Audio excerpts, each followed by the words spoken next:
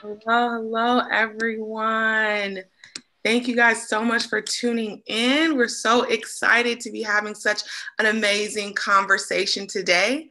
I am Krystal Oriadha. I serve as the Senior Director of Programs and Policy for the National Farm to School Network. And so everyone, please feel free to introduce yourselves in the chat. You say your name, where are you now in the country, what brings you to this event, what organization, anything you feel moved to share.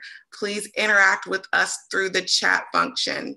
Want to thank everyone that helped to make this event possible, including National Co-op Grocers, Farm Credit, the W.K. Kellogg Foundation, and many others. And thanks to the amazing NFSN staff that worked behind the scenes to make today possible. So, why are we here today? As many of you might know, we, NFSN, we launched our call to action last movement meeting that by 2025, 100% of communities would hold power in a racially just food system. And we know that this is a big call to action. By no means do we think that we can do it alone. And we don't also think that this can be done just within our movement. That's why it's so important that we look at the intersectionality of our work. This is the concept of our values aligned work. And we know that this work cannot be done in silos. It has to be done at the intersection of so many different movements. So what does that mean for us at NFSN? It means that looking at the intersectionality, standing in solidarity with movements like the racial justice movement, economic justice, environmental justice, health impact issues, workers' rights, animal welfare. Understanding that if we really are going to move towards our call to action, we have to center our work and our program and our policy work in a way that centers all of these different movements, that allows us to speak loudly and boldly together because we're moving as one, understanding that all of these values have to hold true. So when we do farm to school work, we have to do it from a racial equity lens. We have to also understand how it's going to affect the economy. We have to understand how it's going to affect the environment. We have to value workers, their rights, center all of these things, right? So you'll see this concept outlined in our new partner structure, where we move to a flat structure that names that we want all of these organizations at the table, creating a space where all of these movements can see themselves, because we're just asking that you're committed to working within your movement at the intersection of food justice, at the intersection of how we can move farm to school in a way that centers all of these values, right? That's the commitment. And we do it from a space of unapologetically centering BIPOC-led and BIPOC-serving organizations. And that doesn't mean that everyone is not welcome. We know that to get to this call to action, it's going to take everyone. Everyone needs a seat at the table. Everyone needs to be present. Everyone needs to be in the room. But we also know that we have to be really intentional about who we say holds that power, who we say has the loudest voice, who we say gets to shape our work. And we are unapologetically saying that we want to be thoughtful and intentional about centering BIPOC-led and BIPOC-serving organizations as we move towards our call to action. You also see this concept outlined in our values-aligned universal meals work. We're excited about the possibility of universal meals, that every student can have access to free food, right? But we know that that needs to be done in a way that intersects all of the values that we just talked about. We also know that this is going to be seen in our values-aligned working groups. So even when we work strategically around the country with our partners, we want to make sure that we are supplying the tools and the resources needed to do it from this concept of we need to make sure that we have all the stakeholders and all the movements possible, that they feel welcome and they feel and see themselves in our movement. And so that's what leads us to this conversation today. When we talk about centering and deferring to young leaders of color, we have to be intentional about what this work is going to look like in the future. And we have to make sure that when we talk about the impacted stakeholders in farm to school, that's our youth. right? And so if we're saying that we want to be intentional about centering the most impacted voices, we have to create a space. And so that's what we wanted to do this Farm to School Month. Really create a space where we highlight the amazing work that's already happening around the country by so many young leaders of color, and let them talk to us about what it is they need from us, what the work looks like for them. How can we engage with them and help them on their journey as they work to create the solutions in their own communities? So we are committed to honoring the spaces that we occupy in advance of our work. And when we begin a program, we always want to acknowledge that across the country, we stand and meet on stolen land, traditional land served by Native peoples. So I want to take this moment to honor the land of the Piscataway people in which I reside. But I also want to name that NFSN, like other organizations, we've added name land acknowledgement to our events, added it to our email signatures, but we didn't call for anyone to do anything differently. And though acknowledging injustices, that's a part of the healing process and truth telling, but it's not enough. It's just a step. And it's important that organizations and individuals move past just a step and into action. So I ask that you not just honor the land that you're on, but actively work towards ending the current injustices that our Native brothers and sisters face. So with this land acknowledgement, take a moment, honor and center yourself, but then think about and hold that we have to do more than just know and name, but do and act and move to change this current circumstances. So anytime we do have hard conversations, any meetings, we love to ground and say, how are we all coming into this space together today? So we want to ground you in a few norms, right? That we're going to create space for multiple truths and norms, right? We all exist and move in the world in so many different ways, and that's okay. That's what makes it beautiful, right? To work in a space with so many different ways of being. Look for learning. Always look for how can you interpret that, understand it differently. What's something that you could take away from the conversation? And then take care of yourself and take care of each other. Whatever that looks like for you to be in a space where you're open and willing to take in information. For me, my coffee always has to be in reaching distance. That is how I take care of myself. So you just figure out the best way to take care of yourself. And we're going to have an awesome conversation today. And so make sure that as you're hearing things that just resonate with you and you want to do your virtual snaps, you can praise and comments to add that in the chat wherever you are. And so now I want to pass it to Tracy to go over some housekeeping for our virtual setting today. Thanks, Krystal. Great kickoff to our session. I am excited to be here with you all today. I just want to run over a few quick things. You might be watching this on a variety of platforms, so welcome from wherever you're watching this. In Zoom right now, our attendees are muted for the webinar, but there's lots of ways to interact both on our social media and in Zoom here. So if you're on Zoom with us, make sure you use the chat and Q&A functions. You can use chat for random conversations. You're already introducing yourselves. That's great. If you have questions that you want answered by NFSN staff as the session is going, please add them there as well. We also have the Q&A section. So if you have questions that you want either panelists or NFSN to respond to, you can also put them there in the Q&A. It'll be easier for us to get questions out of the Q&A. So try to use that if you have an actual question that you want answered. And also, if you're on our social media and you're able to comment or respond, please do that. We have folks on every platform watching and responding and taking notes. So if we can't answer one of your questions, we will definitely do our best to get back to you and respond to that as soon as we can. One more quick thing about Zoom on the view. You're probably all used to this by now, but if you go to the top right corner of your screen, you can change the view.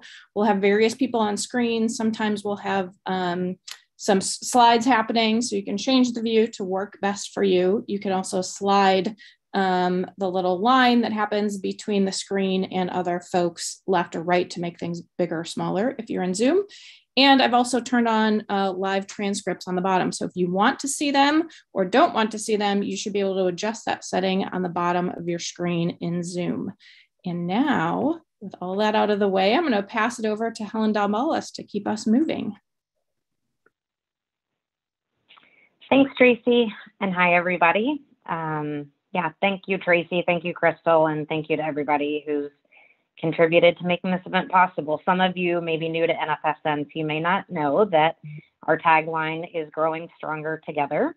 And I wanted to bring that up at the outset because, as Krystal already referenced, there are folks that have contributed to making this event possible and to the work that I'm going to talk about here in a minute, part of the team that have made it possible that you may not see and you may not hear from. But it takes all of us. And that's why our tagline is that we're growing stronger together. So as Tracy said, I'm Jaelyn Jackson. I have the privilege of serving as Executive Director of National Farm to School Network. And I want to spend a few minutes just setting us in a bit of the detail of what Krystal referenced earlier, which is that bold, very ambitious call to action that we released a year ago at our movement meeting last year. So Anna, our communications director, will momentarily pull up slides. And I want to start by letting you all know, and Krystal named this earlier, I don't think we can say it enough, that we knew our call to action when we released it last year was bold. We knew it was ambitious.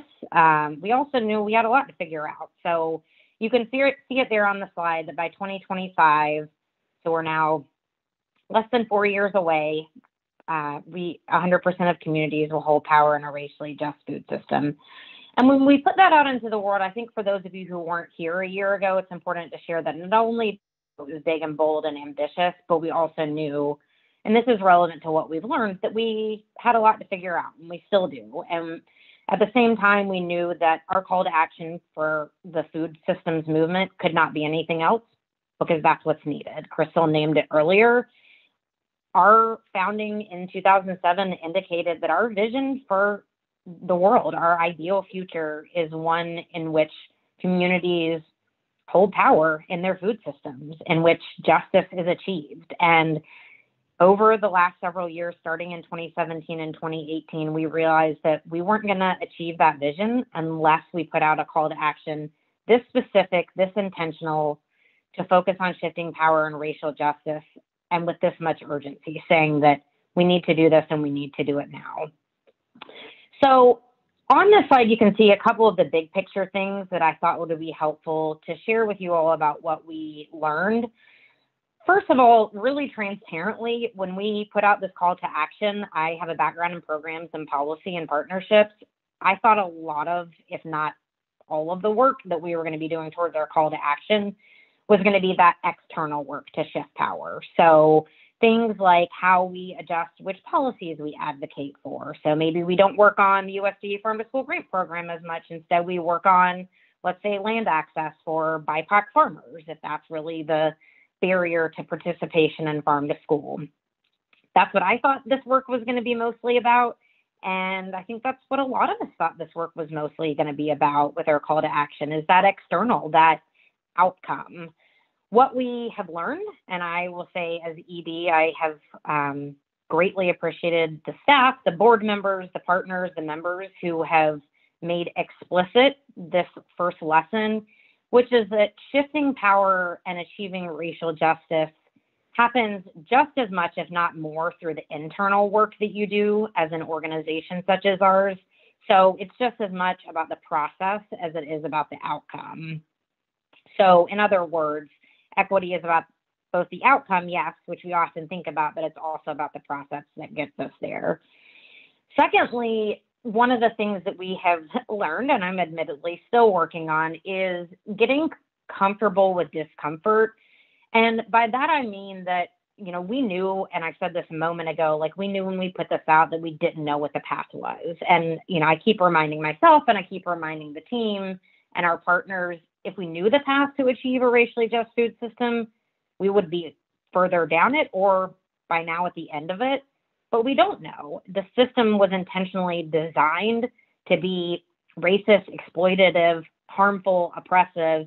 And so we are having to literally undo and co-create a new food system, a new future that is centered in racial justice. And so we're figuring out as we go. Many of you, I'm sure, have heard that saying that we are building the plane as we fly it.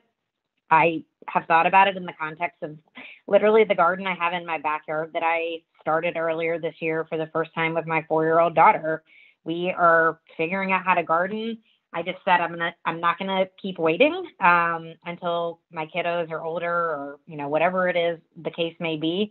I'm just gonna throw down some seeds and see what happens. And it was a very full garden because I planted way too many seeds, but it happened, and we harvested food. And the same goes with our call to action. If we don't start somewhere, then we're not going to make progress, and it's going to be forward, it's going to be backwards, it's going to be sideways.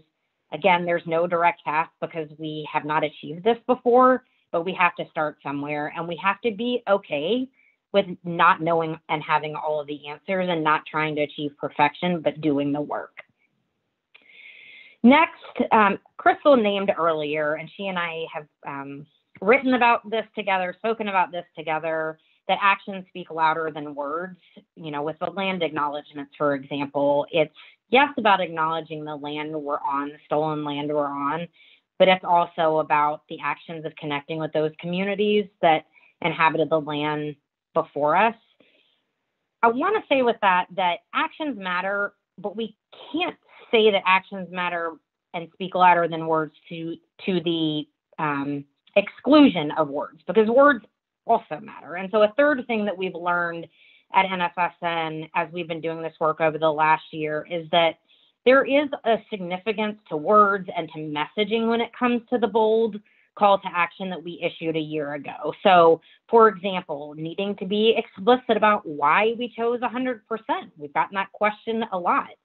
It was a formula that our strategic planning consultant gave us where we were to pick a percentage, and ultimately our partners and board members and staff kept saying, well, anything less than 100% doesn't mean we've achieved justice. We haven't achieved our vision.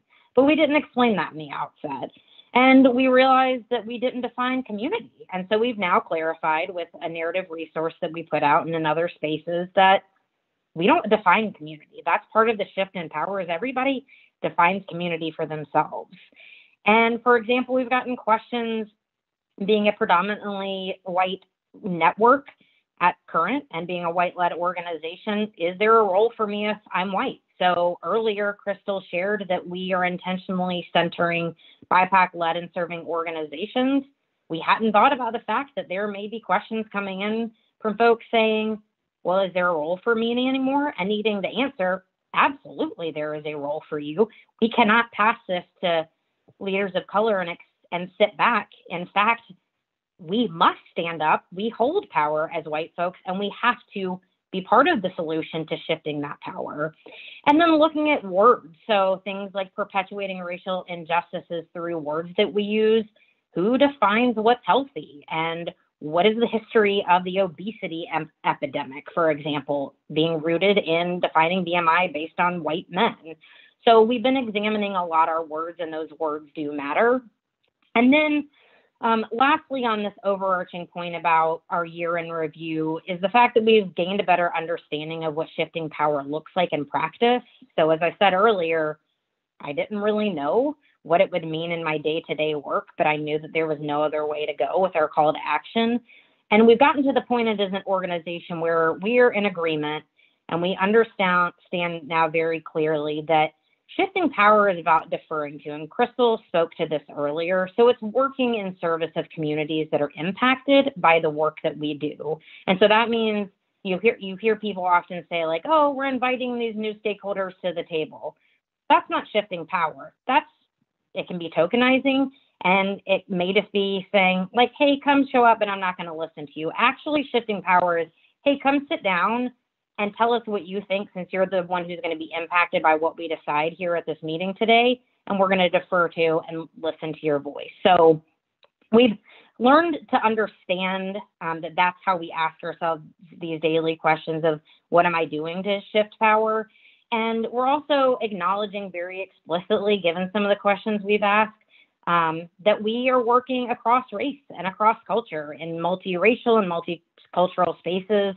And we also recognize that there is knowledge and power. I, as NFSN executive director, literally daily in various decisions, ask myself, with this decision in this moment, what can I do to shift power? One of the resources that will be shared from today's event is from Movement Strategy Center. I have it bookmarked. I go to it almost every day as a reference tool to check myself, and I'd encourage you to do the same.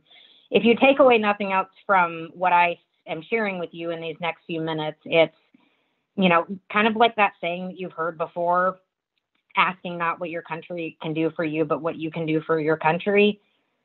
Yes, NFSN as national staff and myself as ED have a role in this, but it's going to take all of us to achieve this call to action. So I want you all to be asking yourself, not what the national staff or the board may be doing, but what you can do, because it still takes all of us. So going to this next slide, this is a overview of the year in review in a little bit more detail. These are things that I'm aware of that staff, board members, and partners have been involved in. It's obviously not a complete list of the ways that we've begun to shift power in the last year. As I just said, it takes all of us. And so I just want to pause and thank all of you for the ways that you've contributed in the last year to shifting power. We've heard some of those stories. We'll hear more of them today. It does take all of us. So we've done a lot. You can see here external, and this gets back to that first lesson learned I mentioned earlier, that we've done a lot externally. So we launched our call to action with the soft launch a year ago and then a more public launch this summer. We've had these public gatherings based on the feedback and the questions that we got. We developed that narrative resource that I referenced earlier, really the story behind the call to action. We finalized and launched that new partner structure that Krystal referenced. The first time that we don't have a hierarchical partner structure. We added Native nations to our partner structure for the first time. And then, as was referenced, you're centering BIPOC-led and serving organizations. Specifically, we developed the values-aligned concept to make clear farm to school is, yes, about food miles. It's about local food, that literal farm to school. But it's also about a lot of other values that have always been part of the organization and the movement, but that we haven't been as explicit about.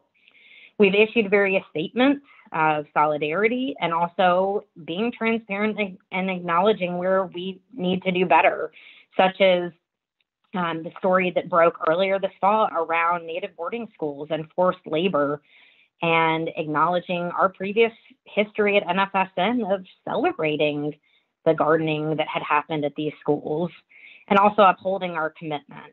And then some of you, I'm sure, have participated in the incredible coffee chat series where we've elevated voices and the work of various BIPOC leaders around the country.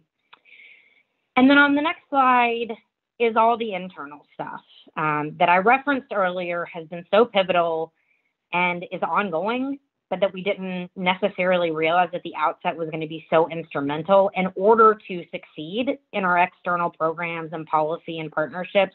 We need to be doing this internal work too. And I encourage you all in your organizations and communities to ask yourself what internal work needs to be done. So we're updating our mission, vision, and values to be explicit about centering justice. We're examining deficit-based language, such as those examples I gave a couple of minutes ago. We're looking at our internal systems to support all of this transformation, things like our organizational culture, our salaries, how we define and measure our progress. And then some staff are part of what's called our Equity Champions group that are actually developing a new tool that we will be able to use to measure our progress and check ourselves. And then we are now mandating board as well as new staff coming on board participate in racial equity trainings.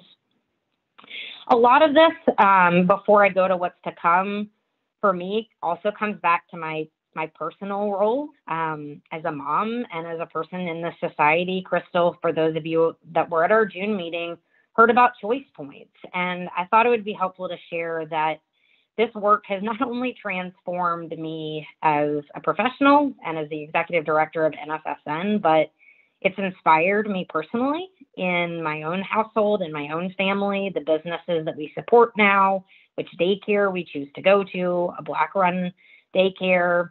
My daughter on the walk home from daycare yesterday asked when we'll get to see 4th of July fireworks again. I have no idea why this came up, but I ended up having an entire conversation with her about stolen land and questioning what we celebrate as the independence and the history of the United States.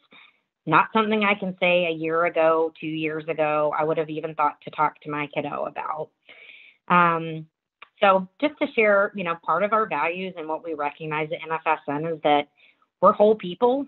We can't entirely divorce our personal and professional. And so I just want to share with you all that this work has been a transformation for me, not only as NFSN ED, but also as a person in this world and as a mama. And then finally, getting to the next year, we'll be finalizing, with this next slide, we'll be finalizing our new mission, vision, values.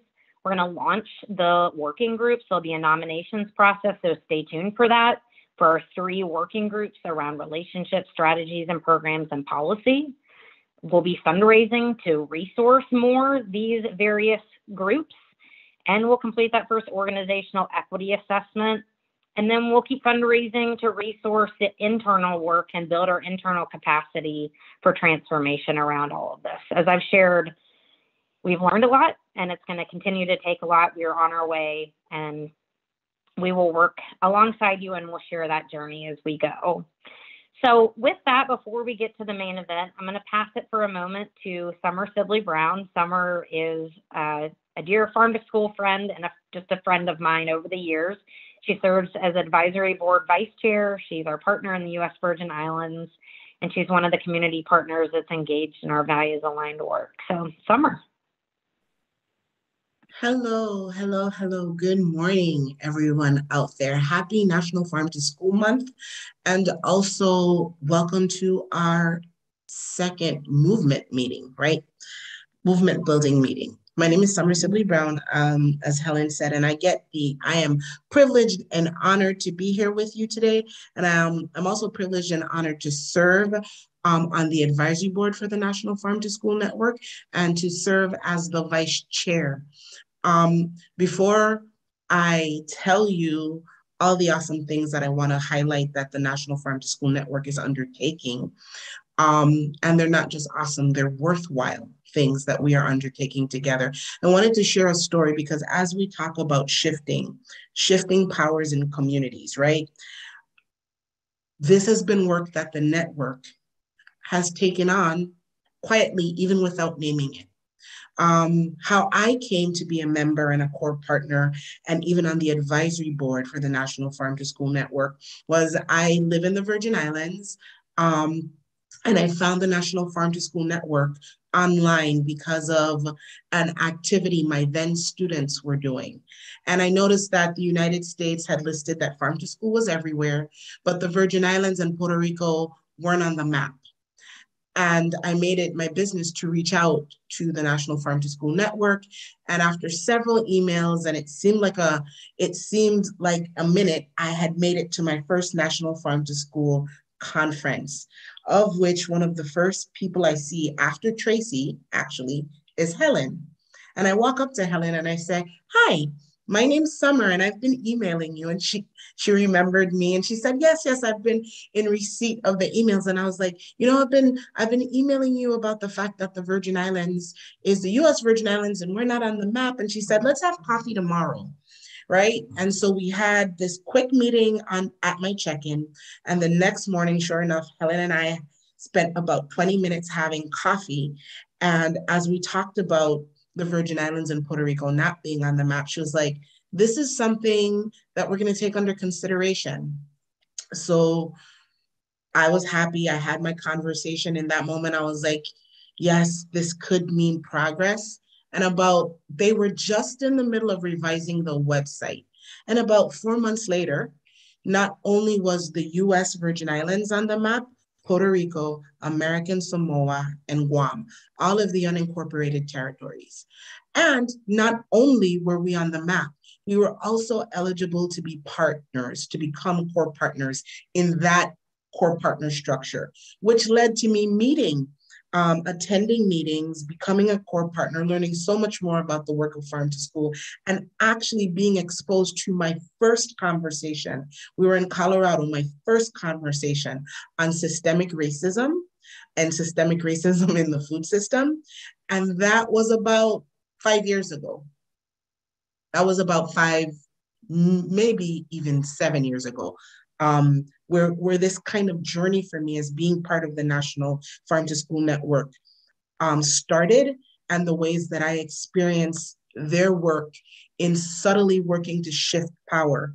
Now we're much stronger. Now we're much bolder. Now it's much louder, right? We've made this commitment by 2025 that 100% of communities will hold power in a just food system. And I just want to remind the members of this network what was seeded even before this moment, where we took up the mantle to so boldly say the ways we've taken it up really softly and really subtly, and that this type of work around equity, diversity, inclusion, justice, healing, making food accessible for all, making community gardens and health accessible for all people in all communities. It was not so boldly stated, but in my experience, and that's all I can speak from, it's always been an invitation. And so we're getting better at doing that. And I see it not just in our call to action, but I see it in our new partner structure, right? In our new partner structure, where we're talking about, we're removing hierarchy and levels and labels and making space for everyone to be part of this work, to inform this work, to take their position and their power in this work, to contribute to this movement and how the network shapes itself, how it sees itself, and what we reflect to our communities as how we believe. And then finally, I get to participate in the values aligned work, right?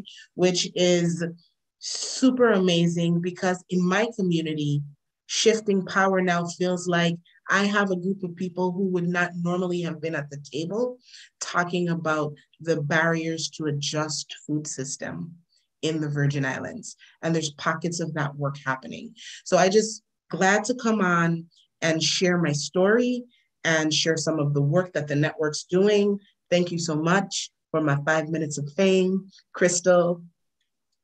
Thank you so much for just being such an awesome partner, awesome board member, awesome person in this work. And we're just so excited to be working on all those different projects with your organization. And I think that just also the story that Summer told as an example of how it's so important to speak up when we see things that don't sit right, when we don't see representation, when we don't see a stakeholder at the table, that it is so important, because not only did it open up a space for the U.S. Virgin Islands, but it opened up a space for so many other communities that weren't part of the network. So that is how you are an advocate, how you are an activist, is by standing up and voicing the things that you see. So just thankful for that story.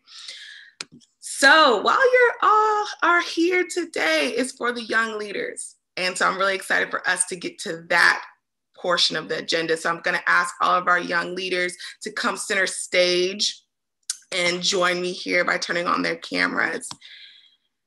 So I want to go ahead and introduce our amazing panel for this conversation today. We have Jaelyn Jackson, is a 10th grader at School Without Walls High School in Washington, D.C., an artist and an activist. Jaelyn champions social and environmental causes from an early age. Last spring, Jaelyn was selected as the winner of the Elevate Student Voices in School Meals campaign, presenting bold yet pragmatic ideas about sustainability in the school system and fair labor practices within the food and agriculture industries.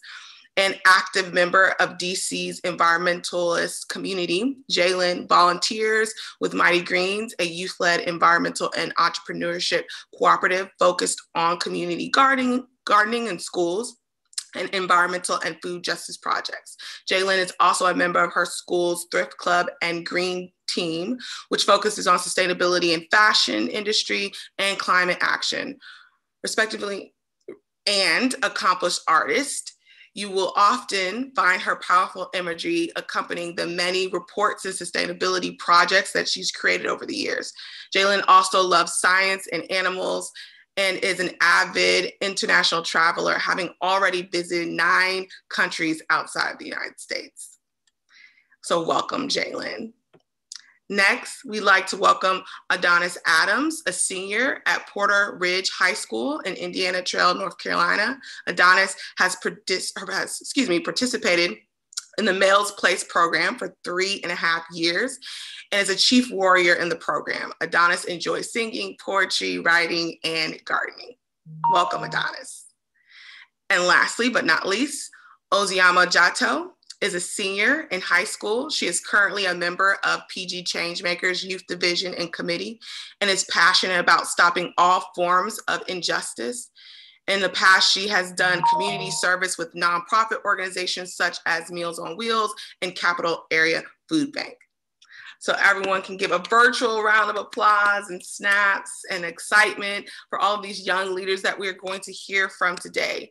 And as we talked about before, this panel is really about creating a space to hear and learn from young leaders of color. The people closest to the issues always are closest to the solution. So when we say centering impacted voices, and we're in the farm to school space, we have a responsibility to center our young people. And so that is what this conversation today is going to be about. So I will just jump in. So when we ask the questions today, the panelists, please, I will call on one person for each question, but everyone can dive in and answer any question that you feel so moved to answer. And so firstly, what movement area is your main focus and what inspired you to get involved in our community or in your community? Because we talked about the intersectionality. We know there's so many different movements and places you can get involved. And we'll start with you, Jaylen. So my area of focus would be environmental justice. And I think what's inspired me most to get involved and really help with my community is learning the ways that intersectionality has an impact on it, learning the specific ways that Black people and Native people are challenged by climate change and other impacts on the environment in ways that white people don't experience. Love that. Ozioma, Adonis? All right, so, you can go first, Ozzy. Oh, thank you. Currently, I work with PG Changemakers, like you said, and we focus on preventing SROs into our schools and advocating for more counselors. I also do projects with diversity and inclusion for my student advisory council for my county, and I also try and fight racial injustice. Awesome.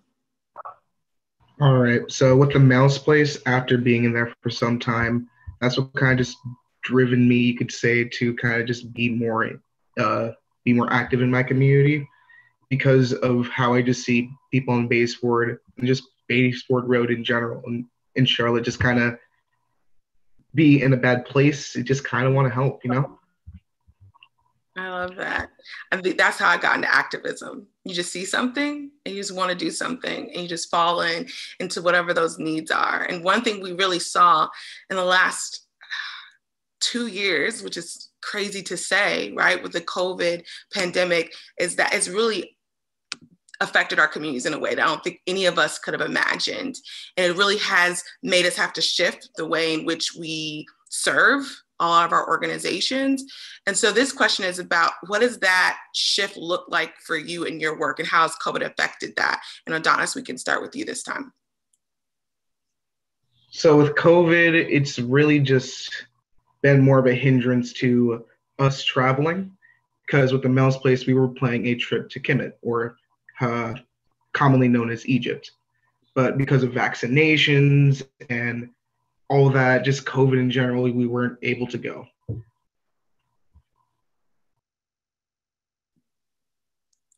Yes, travel has been a huge thing. NFSN, I used to travel probably 2 to 3 times a month. And so moving to like no travel, everything is virtual, has really just shifted the way in which we show up. But some ways it's created more space for more people to participate.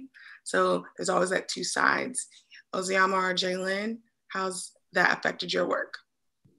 COVID has definitely been a hindrance to a lot of our movements, but with Mighty Greens, we were able to shift our focus to online activism and spreading awareness. And later on in the pandemic, we were able to volunteer in community gardens and get more like in-person experience as the pandemic sort of lessened. For me personally, I would say that COVID has kind of impacted my work a little differently than most because I do like graphic design and like social media. So for me, it was a bit like easier to like just fully transition to that. But I think that it was hard to make that transition because at first it was like, okay, like once in a while I'll use Instagram to like get out this message, but then I had to fully transition and be like, like these are the platforms, and I had to like educate myself kind of more of like what are people doing nowadays, how can I connect with them without like actually be able to be in the same room with them. Yeah, I think we all learned something about technology over the last 2 years, how to utilize it. Organizing from a virtual space is completely different. And so it took a lot for us all to like shift into how do we engage in a way, but still keep our community safe. And so when we started off this conversation, we talked about how there's so many different movements, and it's really important that the work isn't siloed. But what do you think is like the biggest challenge facing your community? And by no means are we saying that we believe one person can speak for an entire community or a group of people, but just from your perspective and where you're sitting, what could you name as like the biggest challenges you're seeing? And Ozioma, we'll start with you. Personally, in my own community, I know that like racial injustice is a big thing. I live in a county where it's a predominantly people of color county. My school is majority Hispanic and Latinx students. Um, Also, another thing that kind of comes with that is police brutality inside and outside of schools. So I know like those are big things that a lot of our students face like head on. And I know I personally have experience with that too.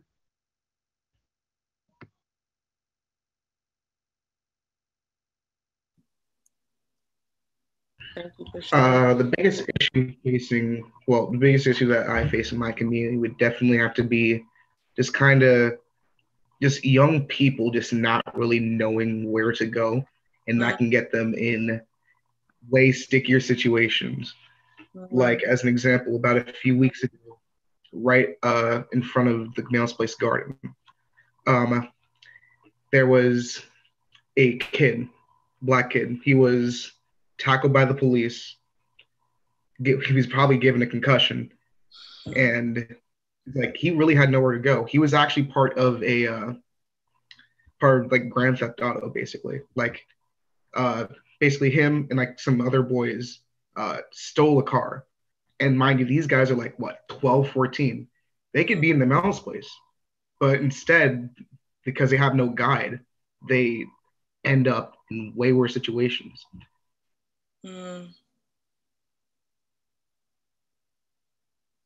Thank you for sharing that. And that is such a sad reality, but a reality that so many people see in their communities about access and spaces that are safe. And Ozioma, how you shared that even in communities where the majority and the leadership can look like you could still be facing those same issues. And those are so important. Jaylen, if you had anything you wanted to add. Definitely. So I think within my community in DC, it has certainly a large Black and Hispanic population. However, those groups, due to racial injustice, aren't allotted the same opportunities as white counterparts. For example, in some of the schools with the most resources and the best teachers and supplies, those schools will tend to have very small percentages of students of color and students from the wards that have statistically less resources or less money. Yeah, that's a big one that we constantly see. And that's why we say in this work that it's intentional. Like when we talk about racism and how it impacts communities, that none of it happens by accident. It happens by design. And that's why when we all do this work, we have to also be intentional Like we have to build it into the way we shape our policy, build it into the way that we shape our programmatic work, because you can't just dismantle it by accident because it wasn't created by accident. So that's such a key point, and thing that you're seeing at a young age, because us that I've been around a little bit longer, not a lot longer than y'all, just a little bit longer than all of you guys. I've seen that as well. And I think that leads to that question about, too, how do we, because I think to get to that next level, it takes more people in the movement, more people in the space. And a lot of times for myself, I could just speak, engaging young leaders and trying to figure out the best way to like create content or to bring them to the fold to hand off leadership has been like a struggle for a lot of different organizations. So how, if you're speaking to organizations, can you create more meaningful relationships with young leaders of color? Because I think that's key too, not just bringing in, like Helen talked about earlier, have to be mindful of tokenism and just saying, hey, come sit here because we want to say we have young people, but really creating a space that's built on authentic relationships. And Jaylen, we'll start with you this time. I think what I'd love to see from organizations who want to hear more from young people is just including our ideas and perspectives more often, and making sure that to avoid issues like tokenism, like you were talking about, you don't simply try to center one person's perspective from a community. You could use a variety of different ideas from a variety of different people.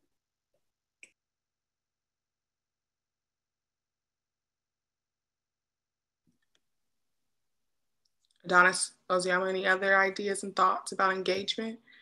I think that when it comes to engagement of like organizations with youth, I feel like the most important thing is like listening and outreach. I know a lot of times like organizations will reach out and it's like, we want you for this, but it's like, it's not meaningful. I feel like you kind of have to build a connection with youth and be able to say like, hey, like, this is our cause and this is like what we need your help with. Like as youth, can you tell us like from your own perspective? And I feel like it all comes down to just listening and being open-minded, not to disregard opinions based on like someone's age because we're young. But I feel like when you contact the young people, kind of similarly to how you say that like we know the problems and like we're closer to the solutions, just to create meaningful relationships with those youth and reaching out to them and being able to listen to what they have to say. Yeah, that's cute. You said you can bring youth in and say, oh, we want you for this. We want you to work on this. But what could come from that is realizing, well, that's not what we want to work on. That's not what we're interested in. That's not what we see as the most pressing issue. And that flexibility of saying, okay, well, we thought it was this, but we're going to listen and defer and realize that that's not what you want to work on. And if we're truly here to create those relationships, like you said, how do we support you into doing the work that you're passionate about and the work that you feel like needs to be done? I really appreciate that. Adonis, did you have anything you wanted to add? For me, it would definitely have to be just everything that both other panelists have said, along with consistency. Consistency would definitely have to be the main thing that's kind of a problem. It's like, of course, you can do like a one and done thing of like you're playing like a orchard of blueberries. But like, you don't really get that much fellowship from that. More fellowship comes from, yes, we planted this whole orchard of blueberries. Well, let's come back every like 1-2 weeks or so and then like tend to the garden, harvest, Yeah, I love that. So making sure that you build something long-term, like don't just do this one thing. You said, oh, we did it, we checked the box, but we're building this continuous relationship that has consistency built in it. I love that. And so all of you have done so much great work, as we learned about when we read your bios. But what would you say is one of the projects, initiatives that you've worked on that you're most proud of?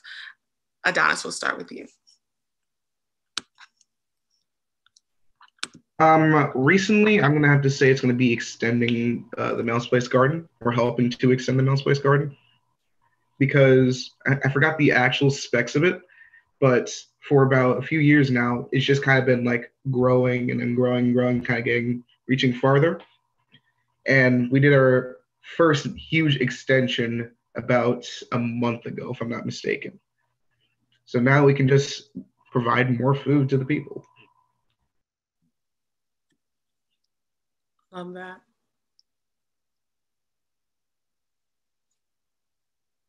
Jaelyn, Ozioma? I would say like my little project baby right now would definitely be PG Changemakers. We do town halls, and I think that it's it's fairly new, but it's inspiring just to be able to communicate with other youth and just be like, hey, like we're in the same county, but we have literally never met before. And just to create those spaces where we feel comfortable enough to tell each other things and also like advocate for the things that we care about. And recently we had 2 town halls on the 8th and the 11th, if I'm remembering correctly. And we just talked a lot about like SROs and mental health and just like the health of our students and like what's going on in our life. And it was a lot, but it's meaningful and it's great work. Yeah. For me, I think the project I'd be most proud of most recently would be the Elevate Student Voices in School Meals campaign. I was able to discuss my hopes for more sustainable and healthy school meals and also for more student input in school lunches. So I'm hoping that that's had a great impact. All of you guys are doing all of you all are doing such amazing work. But I would be remiss if I didn't say I live in Prince George's County. So I'm a little bit biased to say that I've been able to watch the work that Ozioma is doing around police reform and access and understanding and elevating youth voices. So just want to publicly in this space say that you're doing amazing work in the community that I live in. And part of the conversation too is thinking about, we know that there's so many different movements, so many different issues, because even right now when we talked about what are the things you're proud of most, these are different projects, right? Different touch points, different issues. So a lot of times it's hard to see the intersection for some people in the different movements and how do they work within different movements for one like singular direction. So what would you say across movements, have you found it easy to work at the intersection of different movements or issues? And if so, how? And Ozioma, we'll start with you. For me, I think I found it easy because a lot of the systems that I fight against are built on similar principles of injustice and the way that they treat people of color. So for me, I know when it comes to talking about like police brutality or food injustice, people will be like, okay, well, like those are 2 very different things. Like, how can you fight against both? Like, isn't it hard? But I would say it's not, because injustice is everywhere and there are different forms and types of it. And for me personally, I know my work all relates back to me being black and proud. So I think that when your work often connects with like who you are, your identity, it's easy to like be able to do that work because it's something you know personally, something like that's part of you. I love that. Jaylen, Adonis, either of you? For me, I feel that moving across movements really comes quite naturally, like working in the environmental justice movement, that intersects with the food justice movement and the racial justice movement at almost every turn, just because issues like systemic racism and climate change just penetrate every aspect of society. Yeah. I'm going to have to say that just intersectioning organizations, as long as you have like a common goal, or at least just a common way of thinking, it can just be really easy.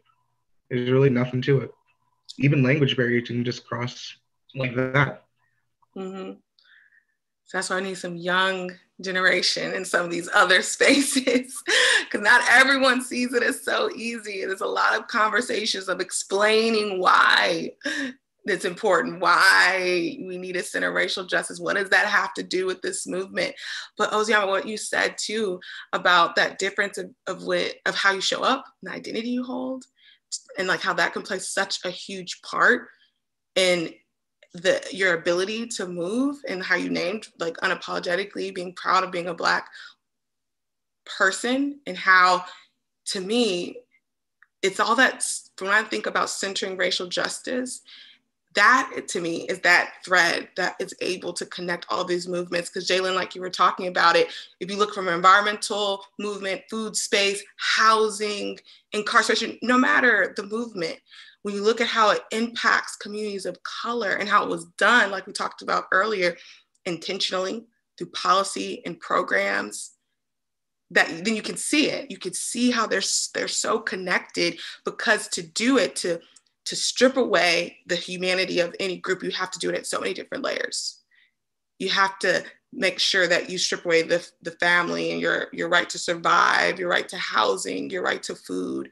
I heard someone say that food movement is the center of every movement, because if you don't have the energy and the nourishment to fight for yourself in any capacity, in any movement, then you're laid bare, because you can't even organize. And how systems were built to cut off food supplies, because they know that if you're weak in that way, that you can't fight for yourself. So I think we can learn a lot from the young generation that sees it as easy to see the intersectionality of the movements and how easy it is to move within them. And I feel optimistic that the younger generation might see it that way as we move towards our call to action.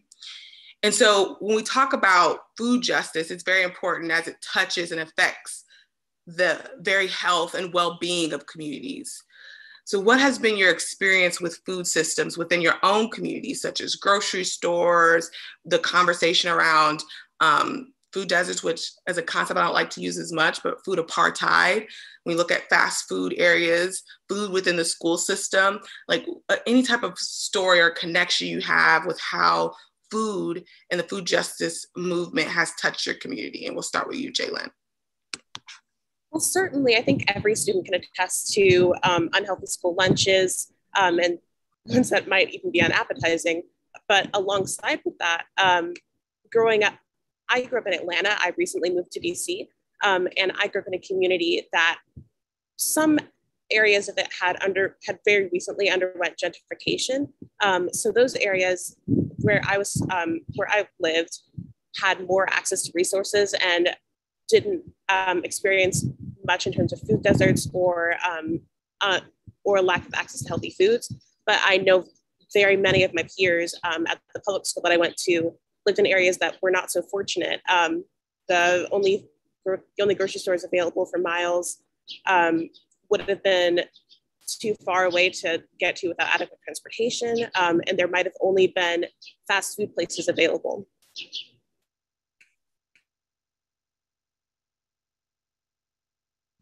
In my community specifically, I know like if you go to like the bigger chain stores like Walmart or Giant, you go there and like the unhealthy food will be like super cheap, marked down, and when you get to the produce section, it'll be expensive. We're hitting double digits, and I think that price, like that separation, it's crazy because if you are someone of like a lower income and you have a family that needs to survive, of course you're going to go and you're going to buy what's cheaper and more affordable for you. And so when the healthy things are not affordable, then obviously you can't get it. And another thing for my experience specifically in schools, I'm a senior right now. I have not eaten school lunch since 5th grade. Like sixth grade to now, I do not eat school lunch. I actually have to like go out and like pack my lunch and like cook for myself because of like I've had just really bad experiences when it came to like the food they were serving. And I know like my siblings, because we all grew up in the same county, one of my siblings ate one of like school food and got sick, and it's a lot. So I just feel like, that's, there's always some sort of like level of disconnect between, especially in school, between like students and the food that's served, like what's healthy and what's unhealthy. And just like different communities, it's a lot sometimes. Mm-hmm. That disconnect is so key. Adonis? For me, it would definitely have to be kind of the same with Ozioma, if I got the name correct. Sorry, but yeah, it's just a lot of uh, yeah, a lot of food, like a lot of just the junk food, the fast food that's just cheap. I used to go to the Boys and Girls Club frequently, and they sometimes had like little handouts for like food, and it was just all junk. Like we're talking Chef Boyardee, we're talking like a very obscure brand of, or like store brand of like peanut butter, like just all the junk really. And it's like that's what's being given. Nothing else. No produce. No greens. No char. Mm-hmm. I didn't say it. Yeah, those are such good points. And Ozioma, what you talked about too, about like that price point issue, even like to Adonis, your point, like even if we go to different after school programs, and so if they're thinking, okay, we need to feed the youth after school and they have a tight budget, what are they going to purchase, right? So it's like we can't even have this conversation about, because when I talk about, for me personally, it's not about telling people what's healthy food and what they should eat and policing. It's like making sure that people have true choice. True choice means you really have the option, and don't really have the option if you can't afford, if it's not available to you. And then time, right? Do you have like the proper storage at the facility? Like taking down all the barriers so that people can choose, because we understand that people have that ability and they're smart enough to decide for themselves, but we are trying to make sure that they have everything at their fingertips to make the best choices for themselves. So I think that is so key, and that disconnect, that cultural competency about the food that we serve in the school system and how it relates to the students and the community that we're in, realizing it just can't be one way across the country, but there has to be that nuance, is such an important point, something that we talk about all the time. So this is a question that we think about. It's a huge question. No one has the answer, because like Helen said before, like with these big issues, if we knew the answer, we wouldn't be in the state we are currently.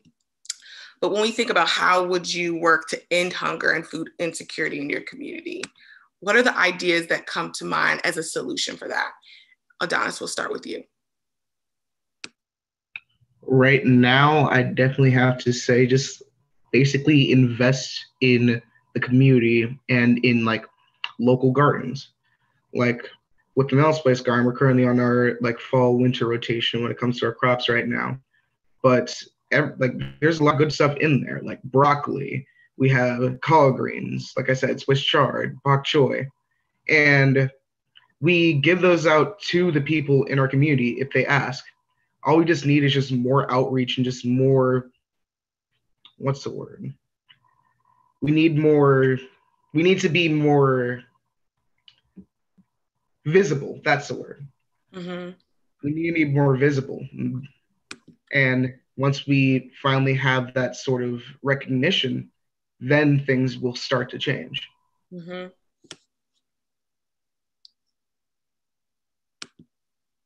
Jaylen, Ozioma? I know, hard question. It certainly is a lot to tackle, but I think some ideas that I have would be a lot related to what Adonis said. Community pantries, community gardens, investing in those. I know one example that I've heard of is the Black Farmers Collective. It's an organization that's centered around providing food grown by people of color for people of color. And to do that, it also works on educating people of color about sustainable farming and about agriculture. So organizations like that investing in them? I know in my mind, I always think of things like in threes, and like three words that came to my mind was just like educate, advocate, and research. So like, I feel like I know we're in the era of like technology. As a teenager, like I'm on my phone all the time. We're literally on Zoom right now, but I feel like word of mouth is just as strong sometimes. You want to educate, of course, through like you want to reach the people through what the people are using, but I feel like word of mouth is also like as strong. Just being able to be like, hey, I heard about this, and like, oh, someone told me this. Just being able to like relay that information, which goes into educating people and researching. I know in my community we have a lot of food banks, especially there's some in DC, Maryland, Virginia, like that DMV area. I know there are community centers like almost everywhere, and they do canned food drives, things like that. So just to research your community, like go out and see like what's happening, and just looking, seeing how can you, what's the word? How can you like fight it? Yeah, I love that. Research, advocate. What's the third one? Educate. Yeah, I love it. And then I'll add from what both Jaylen and Adonis said is invest, right? Those four things I think are so key. So next question, right? What does a partnership between the schools and the students look like when creating a food system that creates space for students' input, right? Because we talked about this idea that school meal system right now is not one that, Ozioma, to your point, you didn't ever want to participate because of the experiences. What steps do we need to take to get there? What could that actually look like? And Ozioma, we'll start with you. I think it's all about how like letting students advocate for themselves. Just listening, sitting down and actually being like, hey, we are giving a lot of these students free lunches. Like what percentage of students are actually eating the lunches? And also just thinking back, like it's not necessarily even the food that they're serving, but it's how is the food made? Where is the food coming from? How is the food being stored? So those things, like you can be serving a salad, and of course salad is healthy, it's nice and good, but if you're serving like old leaves with like stale croutons, then students will not participate in school lunch. And so it's just about asking students, like, hey, you have free lunch, or you eat school lunch often. Like, what do you like about school lunch? What don't you like about school lunch? How does it taste to you? Like, of course, we don't all have the same taste, and some things I like, someone else may not like.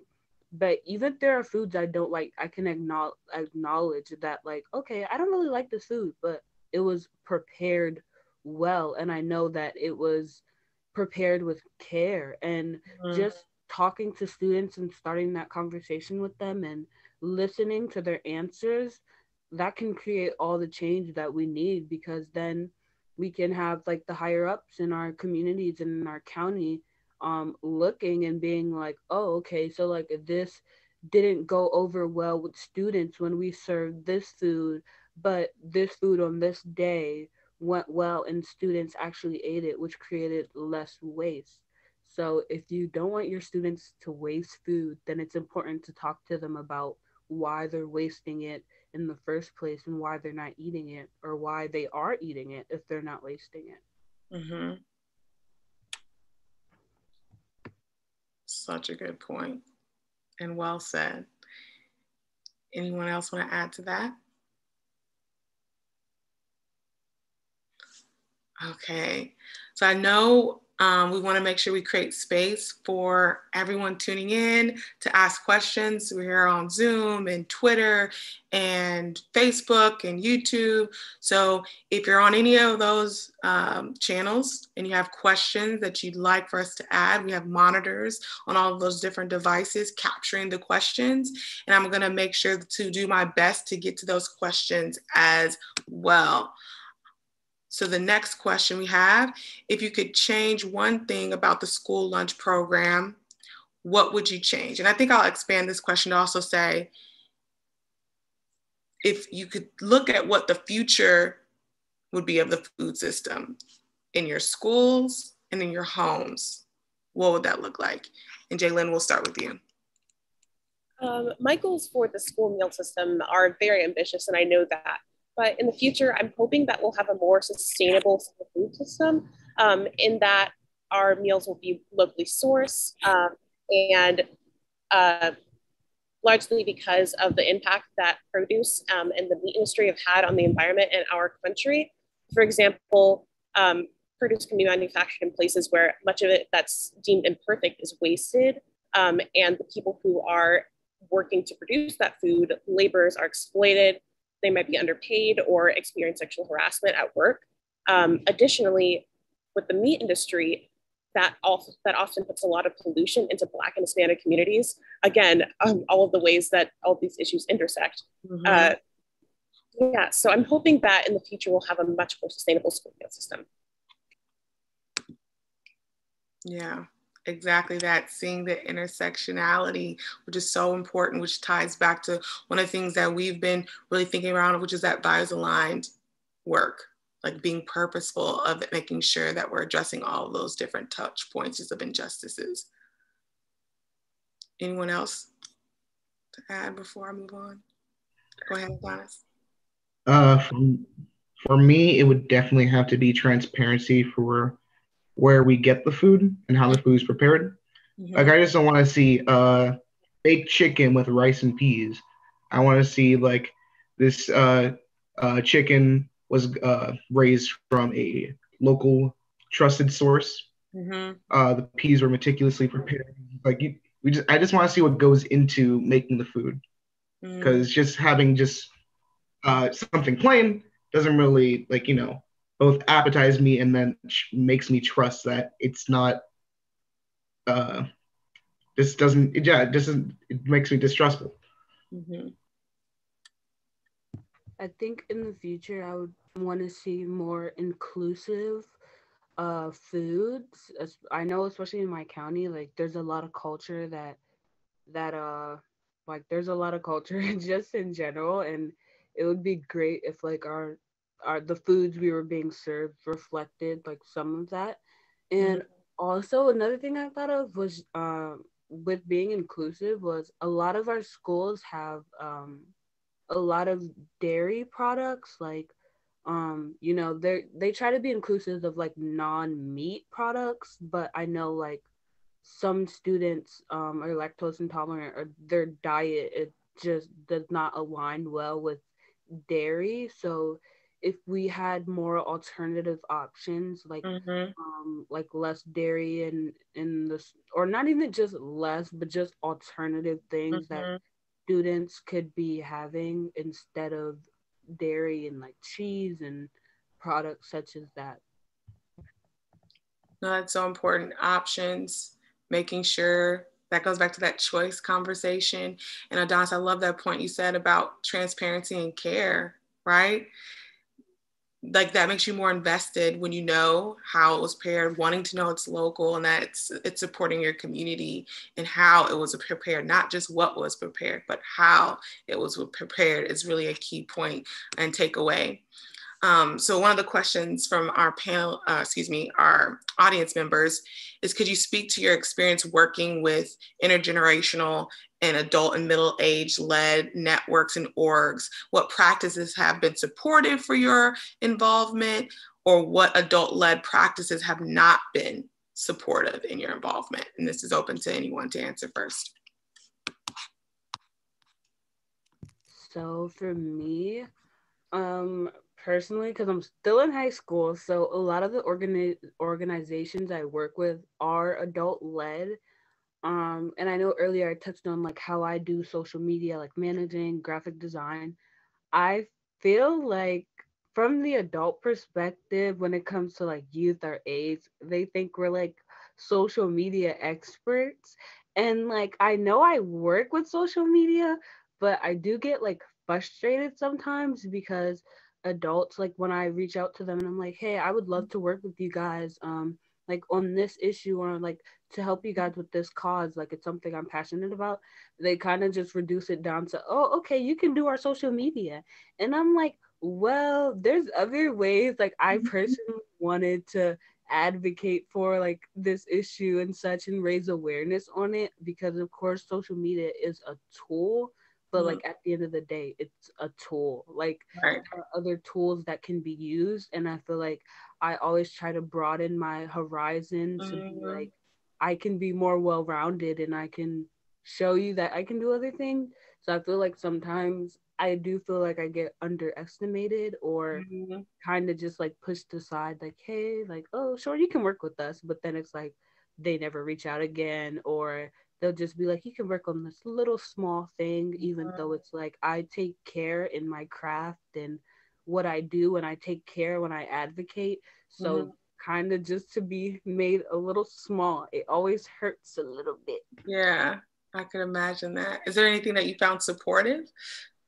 Supportive, I think now I always say listening. I feel like when I'm passionate about something, I talk about it a lot. Like I can write thesis and essays and like so much, I can say so much about it. And so I found that when you show that you like when you can show like what you can do, when you prove yourself, and when they see that you're passionate, I think a lot of adult led organizations, they will give you the chance to do that, and they will listen. And I feel like there's also some good feedback that comes from it, because I know sometimes for me personally, I can get carried away with my vision, and just having like the adults being like, we support your vision, we can see like how it would work, but like there's something more that you can do with it, or there's something a little bit less that you can do without. So just having that system of support, and like that's something I've had good experience with. Awesome. Anyone else? Jaylen or Adonis? Yeah, with Mighty Greens, an adult-led corporation that I work with, I found that I felt largely supported by most of the efforts that they've taken, like working in community gardens, that involves our efforts and allows us to do hands-on work, and with our advocacy and awareness projects that we had to take on during like COVID, where a lot of activism was online. Our input was always appreciated for like which, say, Black-owned businesses we'd like to promote, or which social issues we'd like to champion on websites.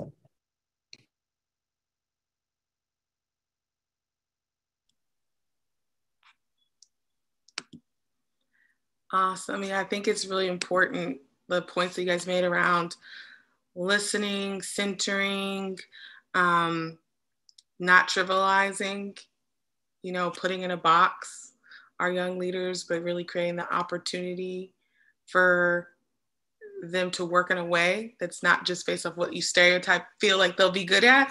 You're like, oh, they'll just know social media, so that's what they should do. But there's the opportunity to really lead and make decisions, Ozioma, to the point you're making, not just over in this one corner to do this one thing, but that goes back to the deferring to and centering the voices, which is so important. So for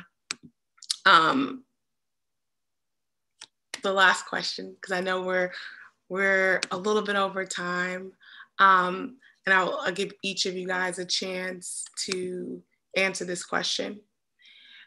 How do you handle when people try to diminish your voice due to your age or your positionality? So basically, what advice can you give to our young leaders and maybe even older listeners around like how they can take that power back? And I'll leave it open for anyone to answer.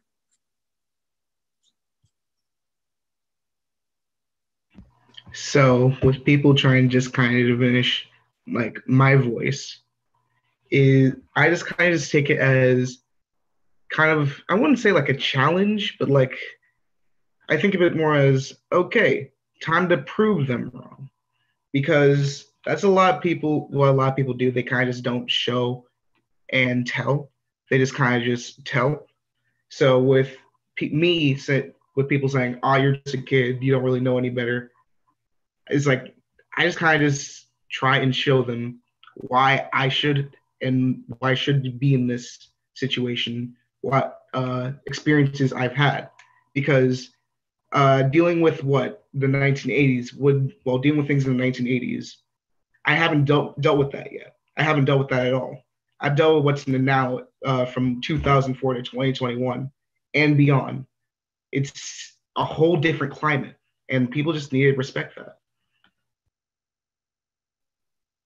For me, with environmental justice and other movements that I'm involved in, when people try to dismiss my involvement in these issues or dismiss my contributions, I like to remind them that young people are the people whose futures will really be impacted by the ways that we address these issues now. Like climate change is going to continue to worsen, and that's my future that I want to have an input in, and that I want to do everything I can now to protect. I'm going to steal my answer from my friend Trinity. She mentioned this in a meeting we had. And she said that, like, I can't remember. She stole this from someone else, but the word of mouth, like I said, but she mentioned how, like, sometimes you have to create your own seat at the table, or honestly, just throw the whole table away, create your own table. And so I feel like when people try to diminish my voice or belittle, like, my opinion or my feelings because of my age, I feel like it gets so tiring to try to prove yourself like every time. So for me, honestly, I just kind of like, okay, you can say this, I'll move on, and I'm gonna like do my own thing. And it's not even necessarily about proving myself to them, but it's just like proving myself to the world and being like, hey, you know, these people didn't believe in me when they didn't believe I could do something, and I'm gonna do it, and I'm gonna do it well, and I'm gonna be glad that I did it, and I will continue to do what I am doing, because I know I have a support system behind me that is encouraging and constructive, and I know that if I'm not doing something well, they will tell me, and if I am, they will also tell me that I am. I love that. It's like you were in my head. I have this saying in a shirt that says, I'm not here for a seat at your table. I'm here to burn it down. That's how I feel about when people say I'm not supposed to be here or be in this space, that's okay. I'm not even here to occupy your space, but to totally transform what your space looks like. I just want to take a moment to thank each and every one of you. You were beyond amazing. So I want everyone to give virtual snaps and claps. I know I personally have learned something from each and every one of you. Your answers were phenomenal. And if you didn't walk into this conversation understanding there is a space and a need to center young leaders of color, if you had assumptions of their ability, these are those moments where you just prove yourself wrong, that they have the solutions because they're the closest to the problem, right? And so just asking, creating the space, then investing in supporting them is how we're really going to reach those solutions. So how we are going to reach our call to action is by being purposeful about making sure that all the stakeholders, including our young leaders of color, are centered and supported in this work. So the next steps is, how can you be committed? What's the ask for you? So we always like to say we don't want to just leave you with ideas without thinking about how you can act and what are those next steps. So I'm going to call to the center stage Jessica from our staff here at NFSN to talk about what you can do as you move forward. Thank you, Krystal, and thank you to all of our panelists for that incredible discussion. I appreciated it so much and just feel honored to have your wisdom in this space today. Hi, everyone. My name is Jessica Goodmanson. I am the Senior Director of Finance and Operations at the National Farm to School Network, and I have the privilege of wrapping us up today. But as Krystal said, before we wrap, we want to ask all of you to make 2 commitments during this Farm to School month. And the first commitment we want to ask of all of you is to think about and make commitments around centering and supporting young leaders of color, both in your work and in your community. And the second commitment is around centering and supporting BIPOC-led and BIPOC-serving organizations in your work in your community. Keeping in mind that these commitments need to be done authentically. We've heard from our panelists today that how important it is to avoid tokenism when we're building relationships with young leaders, the need to have a diversity of voices when we're deferring to young leaders in our work, the need to build strong connections and to listen and truly honor perspectives and opinions that young leaders are bringing forward, and how important it is to have consistent long-term relationships with our young leaders. So I want to take a moment to pause right now and ask everyone to think about 2 tangible things that you can do towards these commitments. And, you know, if you're willing, please add those in the chat, but definitely make space to think about everything that's been shared today and apply it in your work as you move forward. All right, I know we're low on time, so I want to just move us forward to some next steps. And do our final wrap up. We want to share a few ways that you can stay connected with us, the National Farm to School Network, and continue the important work of shifting power towards a racially just food system. First, we ask all of you to continue to ask yourself every day and in everything that you're doing, how can you shift power? Keep it top of mind and make sure that you're thinking about it often. And then we want to hear about those commitments, about what you're doing to shift power. So we're going to drop a link in the chat, thanks Lacey, to ask all of you to sign our call to action commitment form, where you can share the actions that you're taking, as well as share ways that we can collectively support this work together. Next, stay tuned for a nominations process to nominate folks to participate in our call to action working groups this fall. And if you haven't already, sign your organization up to become a partner of the National Farm to School Network. We are seeking partner organizations in all 50 states, Washington, DC, the US territories, and sovereign nations who are committed to joining us in our work towards our call to action. We are specifically looking to build partnerships with organizations that are community owned, ones that voices of the most impacted are not only centered, but that they're deferred to, and specifically that align with our core values of economic and environmental justice, health, racial equity, workers' rights, and animal welfare. If that sounds like your organization, then we encourage you to use the link in the chat to sign up to be a partner of NFSN. And lastly, we want to ask you to stay engaged in your inboxes and on our social media. You will receive a follow-up email from the National Farm to School Network. Following this event, it will include a link to provide feedback on the session, as well as the many resources that we've referenced today. You can also, in that email, provide us your preferences for email updates in the future and hearing from us moving forward. And you can follow us on all of our social media channels under the handle @farm2school. Tag us in your posts, let us know what you're doing towards your commitments to building a racially just food system.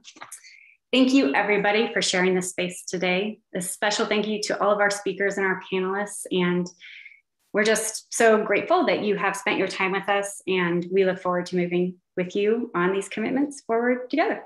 Thanks all.